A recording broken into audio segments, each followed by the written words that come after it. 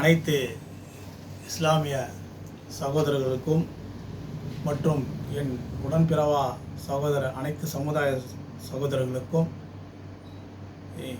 ஈது நல்வாழ்த்துக்கள், பக்ரீத் நல்வாழ்த்துக்கள். விஎம் முஸ்தபா மற்றும் அவர்களுடன் இருக்கும் அனைத்து இஸ்லாமிய உறவுகளுக்கும் இந்த தருணத்தில் ஈது வாழ்த்துக்களையும் பக்ரீத் நல்வாழ்த்துக்களையும் தெரிவித்துக் கொள்கிறேன். 2 நாட்களுக்கு முன்பு முஸ்தபா என்னும் நபர் ஒரு காணொளி பத்திரிகையாளர் சந்திப்பில் சொல்லியிருந்தார், பெண் விடுதலை பெரியார் புத்தகத்தை எங்கள் தலைவர் முத்தமிழன் அண்ணன் வேல்முருகன் அவர்களுக்கு அவர்களின் இல்லத்திற்கு அனுப்பி வைத்துள்ளேன். பெரியார் புத்தகங்களை தலைவர் வேல்முருகன் அவர்கள் படிக்க வேண்டும் என்று எல்லாம் சொல்லியிருந்தார். விஎம் முஸ்தபா அவர்களுக்கு இந்த தருணத்தில் வடசென்னை மேற்கு மாவட்டத்தின் மாவட்ட செயலாளர் ஆகிய அப்துல் ஷபீக் ஆகிய நான் தெரிவிப்பது என்னவென்றால், தமிழக வாழ்வுரிமை கட்சியை லெட்டர் பேட் கட்சி என்று அவர் சொல்லியிருந்தார். நாள்தோறும் பொழுதோறும் வண்ணமாக தொடர்ச்சியாக விஜய்க்கு தமிழக வெற்றி கழகத்திற்கு துதிப்பாடும் ஒரு வேலையை தொடர்ச்சியாக செய்து கொண்டிருப்பவர் இந்த விஎம் முஸ்தபா என்னும் நபர். உங்கள் கூட எத்தனை பேர் இருக்கிறாங்கன்றது எனக்கு தெரியும். உங்கள் கட்சியில் அதிகபட்சம் 35 பேர் மேலே கட்சியே கிடையாது, சரிங்களா? நீங்கள் தமிழக வாழ்வுரிமை கட்சியை லெட்டர் பேட் கட்சின்னு சொல்கிறீங்க. உங்கள் கட்சியில் உள்ள என் சகோதரர், என்னுடைய உடன்பிறவா சகோதரர் தர்கா ஜாகிர் என்ற நபர் இல்லை என்றால் அந்த 35 பேருமே கட்சியிலே கிடையாது. இதுதான் உண்மை. அந்த தர்கா ஜாகிர் தான் இப்போ நாளைக்கு திங்கக்கிழமை தலைவர் வேல்முருகன் அவர்களுடைய வீட்டை முற்றுகையிடுறேன்னு நீங்கள் சொல்லியிருக்கீங்க. தாராளமாக வாங்க, நான் முன்னாடி நிற்பேன். வீட்டுக்கு அருகில் மட்டும் உங்களால் வர முடிஞ்சால் வாங்க, சரிங்களா? ஒன்று, இந்த தூரமாக நின்று ஓரமாக நின்று பேரிகார்டு போட்டு அங்கே நின்று கத்திக்கிட்டு போகிறது அந்த சூழ்நிலை எல்லாம் பண்ணுறாம நீங்கள் தாராளமாக வீட்டுக்கிட்ட வாங்க. உங்களுக்கு தக்க பதிலடி நானே தருவேன். என் தலைவர் அல்ல, நானே தருவேன், சரிங்களா? அந்த தர்கா ஜாகின்ற நபர் இல்லைன்னா அந்த கட்சியில் நீ இப்போ நாளைக்கு நடத்துகிற ஆர்ப்பாட்டத்தை விட உங்களுக்கு சொந்தமாக கூட்டின்னு வரத்துக்கு எந்த தகுதியும் திராணியும் கிடையாத ஒரு தலைவராக அந்த கட்சி 35 பேரை வச்சு நீ நடத்திட்டு இருக்க. நீங்கள் வச்சிருக்கிற கட்சி பேர் தான், இந்த கட்சி தான் லெட்டர் பேட் கட்சி. நீ வச்சிருக்கிற லெட்டர் பேட் கட்சியை நம்புறதுக்கு புசி ஆனந்த் அவர்களோ ஆதவ அர்ஜுனா அவர்களோ விஜய் நம்ப மாட்டார். ஏன்னா விஜய் கிட்ட நீங்கள் நெருங்க முடியாது, விஜய் நம்ப மாட்டார், அது எனக்கு தெரியும். இவங்க நம்பினாங்கன்னா அது அவங்களோட பிரச்சனை, அந்த பிரச்சனைக்குள்ளே நான் வரல, சரிங்களா? நீங்கள் சொல்கிறீங்க ஒற்றை சீட்டு ஒரே ஒரு எம்எல்ஏ அப்படின்னு சொல்லிட்டு எங்கள் தலைவரை சொல்கிறீங்க. முதல்ல சென்னையில் வேண்டாம், ஊர் சைடில் போயிட்டு 1500 மக்கள் இருப்பாங்க ஒரு ஊர் கிராமத்தில், வார்டு மெம்பர் சொல்லுவாங்க.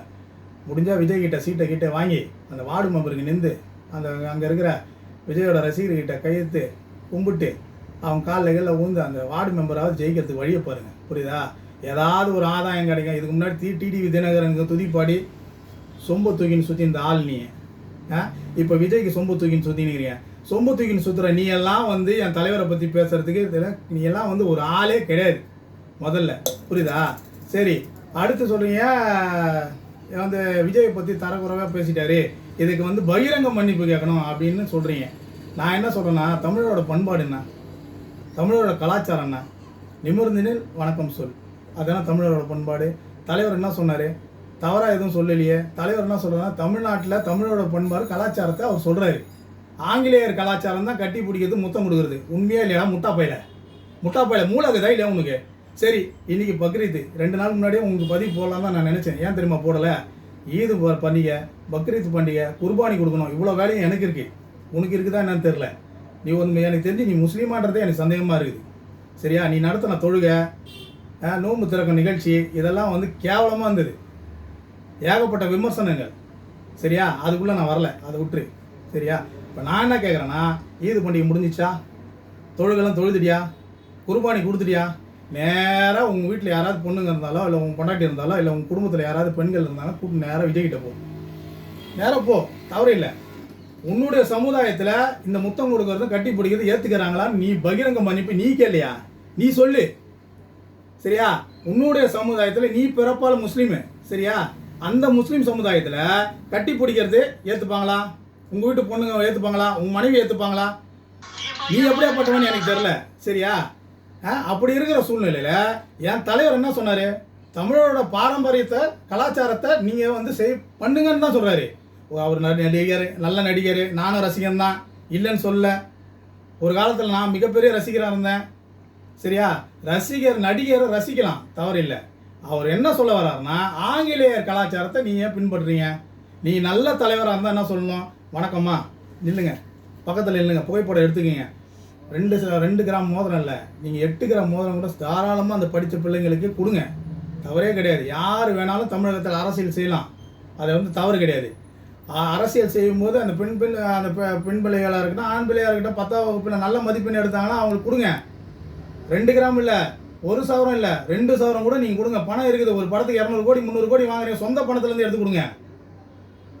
எங்கள் தலைவரை பற்றி பேசுகிற ஒரே ஒரு எம்எல்ஏன்னு சொல்கிற, சட்டமன்றத்தில் ஒரு எம்எல்ஏவாக இருந்துக்கிட்டு இத்தனை ஆண்டு காலம் எத்தனை சட்டமன்ற மக்கள் பிரச்சனைக்காக எத்தனை தீர்மானத்தை கொண்டு வந்திருக்கா தெரியுமா உனக்கு?